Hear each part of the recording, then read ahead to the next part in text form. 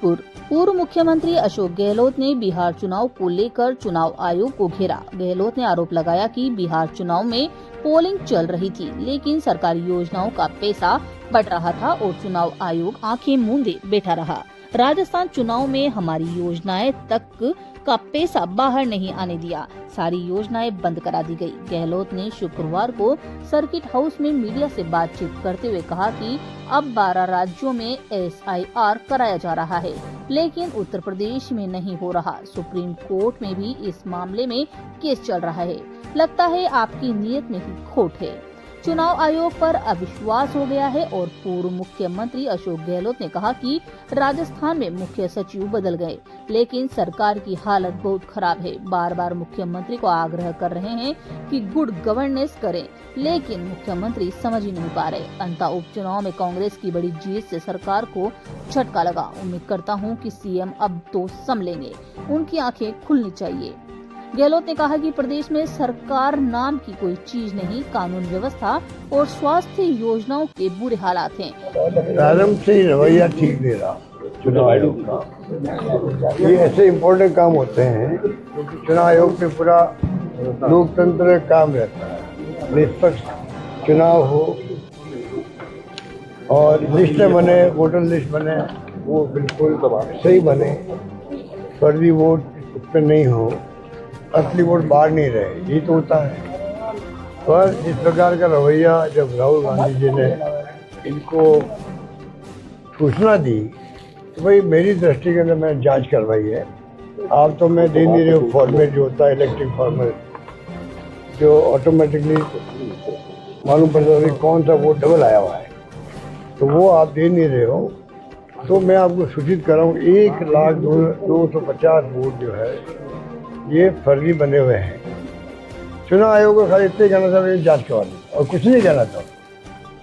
अपना भी जांच होती महीने भर 20 दिन में और परिणाम बता देते भाई इसमें ये गलती है, ये गलती नहीं है, खत्म वही बात।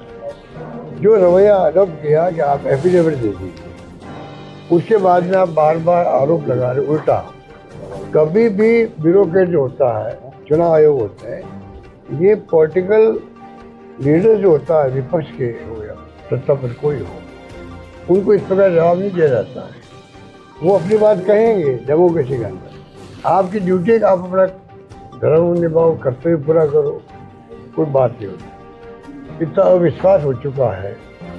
बिहार में चुनाव परिणाम आए, राजस्थान में हमारी सब स्कीमें रोक दी, चाहे भले वो मोबाइल फ़ोन की हो, पेंशन हो, बुजुर्गों को, विधवाओं को, दिव्यांगों को पेंशन रोक दी। जो ठेला बढ़ता था खाने पीने के सामान का बंद कर दिया, सब स्कीम हमारी बंद कर दी। और बिहार के अंदर चुनाव चल रहा है, पोलिंग हो रही है, उस दिन तक जा रहा पैसा, पेंशन का भी जा रहा है, वहाँ एक दो योजना और है वो पैसा भी जा रहा था। पेंशन 400 से कर दी 1100, वो भी जा रहा था। 10,000 रुपये जा रहे थे महिलाओं को। एक महिला का 10,000 का मतलब पूरे परिवार को प्रभावित करना होता है। ये चलता रहा मामला और चुनाव आयोग आके मुंह के बैठा रहा। ये जो स्थिति बनी है, इसलिए अब जो SIR की शुरुआत करी है 12 राज्यों में, यूपी में क्यों नहीं करी? और सुप्रीम कोर्ट में केस चल रहा है SIR का, आप थोड़ा इंतजार करते। आप क्यों मतलब सुप्रीम कोर्ट में सब जुडिस केस है और आपने शुरुआत कर दी। इसमें आपकी नीयत की खोट लगती है, इसलिए पूरे देश के लोगों में आक्रोश भी है, गुस्सा भी है और अविश्वास पैदा हो गया है चुनाव आयोग पे। ये उचित नहीं है। जितनी हमारी एजेंसी है, जुडिशरी हो, चाहे वो CBI, इनकम टैक्स, ED हो, चाहे चुनाव आयोग हो, ये महत्वपूर्ण एजेंसी है देश हित के अंदर। और जिस प्रकार का रवैया सभी एजेंसियों ने अडॉप्ट कर रखा है, उससे देश में सरकार के प्रति भी अविश्वास पैदा हो गया है। ये स्थिति बन गई। वोट चोर की बात क्यों कहेगी? वोट चोर, गद्दी चोर का नारा क्यों लगाया गया? ये जो डाउट क्रिएट हो गए, इसलिए इस प्रकार नौबत आ गई। तो ये डेमोक्रेसी में मैं समझता हूँ कि जो नॉर्म्स है उसको फॉलो करना आवश्यक है। संविधान डॉक्टर अम्बेडकर ने क्या कहा था, उसके अकॉर्डिंग टू चलेगा तो देश एक रहेगा, अखंड रहेगा। धर्म के नाम पे आप डिवाइड करो देश को, क्या चाहते हो आप? पूरे मुल्क एक रहे, अखंड रहे। इंदिरा गांधी जी ने जान देती पर खालिस्तान नहीं बनने दिया, राजीव गांधी सहित हो गए। और ये लोग परवाह नहीं कर रहे हैं। पता नहीं किस दिशा में ले आएंगे देश को।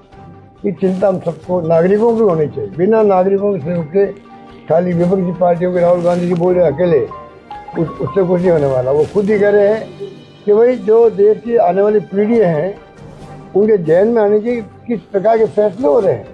जी प्रदेश को लेकर क्या कहेंगे? चीफ सेक्रेटरी बदल गए अचानक, आगे क्या स्थिति लग रही है चीफ आपको? सेक्रेटरी बदल गए वो तो अच्छी बात है, पर जो अंत में चुनाव जीती है कांग्रेस पार्टी बहुत भारी बहुमत से, उसे आंखें खोलनी चाहिए सरकार की, मुख्यमंत्री की, कि बार बार जो मैं उनको आगाह कर रहा हूँ, चेता रहा हूँ, वो समझ नहीं पा रहे हैं। हम विपक्ष में जरूर हैं, हम चाहेंगे गुड गवर्नेंस हो, अच्छी सरकार चले, जनता का भला हो और विकास के काम हो, ये तो हमारी नीयत रहेगी। तो हम तो चाहते हैं कि बार बार इनको आगाह करें कि आपकी स्थिति अच्छी नहीं है, आप किसी काम में ज़रूर वास्ता कर दो। एक ही बात मिलेगी आपको कि किसके पास जाएँ, सुनवाई नहीं होती हमारी। पिछली गवर्नमेंट कामों को याद करते हैं, ये तो तथ्य है सबके सामने। तभी समझ नहीं पा रहे हैं। अब झटका जो इनको लगा चुनाव में, अब तो समझना चाहिए। कानून व्यवस्था इसलिए बिगड़ रही है, रोज एक्सीडेंट हो रहे हैं, कोई परवाह नहीं कर रहे डिपार्टमेंट वाले, रेप हो रहे हैं, डकैतियाँ हो रही है और मर्डर हो रहे हैं।